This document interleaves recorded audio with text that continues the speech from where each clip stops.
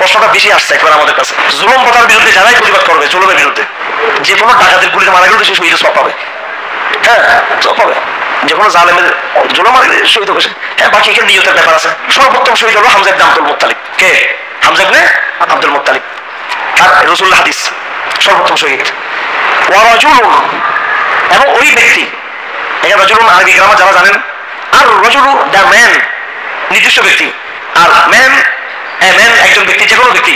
ওয়া রাজুলুন কিয়ামত পর্যন্ত ওই সমস্ত ব্যক্তি কামা আমামা ইমামিন জাবিরিন, জালেম সাহেবের সামনে দাঁড়িয়ে গেল এবং সে সত্য কথা বলল।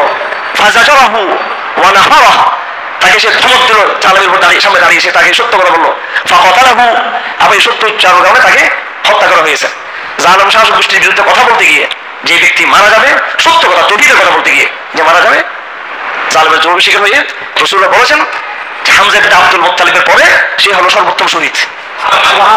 জুলুম প্রথার বিরুদ্ধে যারাই প্রতিবাদ করবে, জুলুমের বিরুদ্ধে, একটা ইসলাম রাষ্ট্র প্রতিষ্ঠা করার সেটা ভিন্ন জিনিস, আর জুলুমকে সরানো।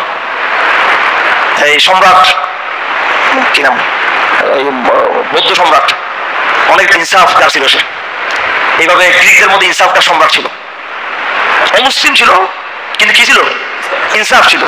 অনেক দুনিয়াতে সম্রাটরা এসেছে যারা কাফের ছিল, অমুসলিম ছিল। হ্যাঁ, নূশিরমান ছিল, এরপরে আর ভারতবর্ষের পুরো অঞ্চলের যে হ্যাঁ সম্রাট অশোকের কথা, অশোক, হ্যাঁ বলা হয় আর কি ইতিহাসে। এইভাবে হিন্দুদের মধ্যে ছিল, কোনো কোনো জালেম ছিল বেশি, কিন্তু কিছু কিছু এরকম হ্যাঁ এইভাবে খ্রিস্টানদের মধ্যে ছিল, এই আপনার গ্রিক এদের মধ্যে, রোমান এম্পায়ারের মধ্যে কোনো কোনো বাদশা ইনসাফ ছিল তাদের মধ্যে, আর মুসলিম ছিল, আর আল্লাহকে মানতো না, রসুলকে মানতো না, কিছু মানতো না, কিন্তু ইনসাফ তারা দিত। ইনসাফ ও আল্লাহ অনেক বড়, এদের শাস্তি কম হবে আদালতে, এদের ওই সমস্ত ফেরানোর চেয়ে শাস্তি কম হবে এদের এদের কিন্তু এরাও কাফের এদের ইয়ে। তো যাই হোক, তো এখন তো জিজ্ঞেস করেছে আমাদের ভাইরা, যে কোনো ডাকাতের গুলিতে মারা গেলে সে শহীদ সব পাবে। হ্যাঁ, সব পাবে, যে কোনো জালেমের জোলা মারা গেলে শহীদ হবে। হ্যাঁ, বাকি এখানে নিয়তের ব্যাপার আছে। কেউ যদি সে নিয়তের আশা করে নাই, সব পাওয়ার জন্য ইহতিসাব বলা হয় আল্লাহ থেকে আশা করা, আল্লাহ থেকে আশা করতে হবে যে আমি এটা আল্লাহর জন্য করতেছি। আমাদের ভাই যেগুলো আমরা শহীদ বলবো, কিন্তু ওদের উচিত হলো যারা ইহতিসাবের সাথে এটাকে একদম ন্যায়ের লড়াই মনে করে যারা এটা করছে এবং আল্লাহকে সন্তুষ্ট করার জন্য, তার নিঃসন্দেহে শহীদ হবে। ভাই যেগুলো আমরা সবাইকে শহীদ বলবো, যারা মারা যাচ্ছে সবাই শহীদ হবে ইনশাআল্লাহ। ইনশাআল্লাহ মর্যাদা আছে কি আছে এখানে, সবার নিয়ত তার একরকম না, সবার নিয়ত একরকম। মুসাব ইবনে উমাইরও শহীদ হয়েছেন উহুদের যুদ্ধে, হন নাই? হামজা ইবনে আব্দুল মুত্তালিবও কি শহীদ হয়েছেন? হ্যাঁ, ওরা তো একেবারে উচ্চ পর্যায়ের শহীদ নাকি না, বদরের মধ্যে উচ্চ পর্যায়ের শহীদ। আর ইসলামের জিহাদে অনেক লোক শহীদ হয়েছেন, এমনও লোক শহীদ হয়েছেন রাসূলুল্লাহর সামনে। কার সামনে? রাসূলের সামনে। সবাই তাকে বীর হিসেবে তাকে কি করছে, প্রশংসা করতেছে। রাসূল বলছে যে জাহান্নামে, সে কোথায়? জাহান্নামে। হ্যাঁ, কারণ সে আত্মহত্যা করছে। কি করছিল সে? আত্মহত্যা করছে। পরে দেখা গেছে আত্মহত্যা। একজন লোক লড়াই করতেছে, বীর তর্ক লড়াই করতেছে, সাহাবারা বলতেছে মাশাআল্লাহ মাশাআল্লাহ, জান্নাতের কি পাখি, ও তো জান্নাতি জান্নাতি, সব জান্নাতি পড়াশোনা করছে, এরপর বীর হিসেবে জান্নাতি। হ্যাঁ, তো রাসূলুল্লাহ বলছে জাহান্নামে, মরার আগে বলছে কি জাহান্নামে। তো পরে সে যুদ্ধে আহত হলো, আহত হওয়ার পরে সে হাত কেটে গেছে, পরে সে নিজেকে নিজে, হাদিসে আছে স্পষ্ট হবে, তরবারিকে বুকে দিয়ে কি করলো, আত্মহত্যা করলো। এই জন্য যারা সংগ্রাম করবে, তাদের মনে থাকতে সংগ্রাম করবে, লড়াই করবে, তাদের আল্লাহর জন্য হতে হবে এটা।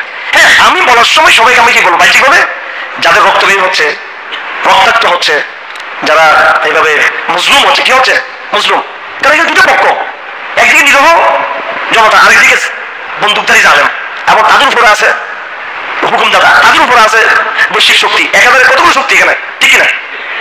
তো এটা নিরহ। আর সে কি কেউ মারতে গেছে এখানে? যতগুলো লোক মারা গেছে তারা কি সম্পদ দখল করার জন্য গিয়েছিল নাকি জ্বালাও পোড়া করার জন্য গিয়েছিল? প্রতিবাদ করছে, প্রতিবাদ করতে দিবে না। হ্যাঁ, আমাদের চারটা ছেলে শহীদ হলো আমাদের 21 সালে। আমি কি করছিলাম, আমি আর কি করছিলাম?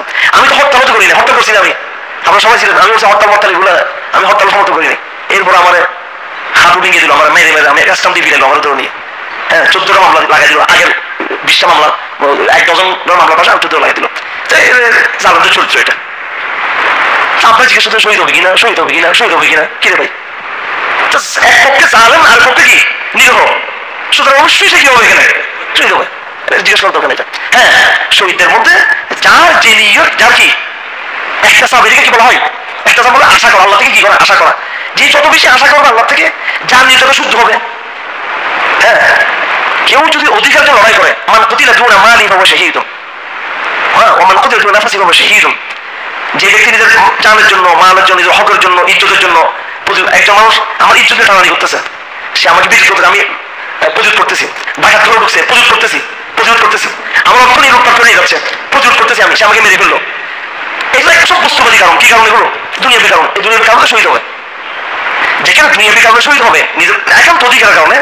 আর সেখানে কেউ যদি জুলুমকে প্রতিরোধ করার নিয়ত করে, হ্যাঁ, জালেমদের প্রতিরোধের খেয়াল করে, তো তার মর্যাদা আরো বেশি হবে। আর যে ইসলাম প্রতিষ্ঠান করে তার মর্যাদা আরো বেশি হবে, শহীদ হয়ে যাবে। শহীদের মধ্যে কি আছে, ক্যাটাগরি আছে।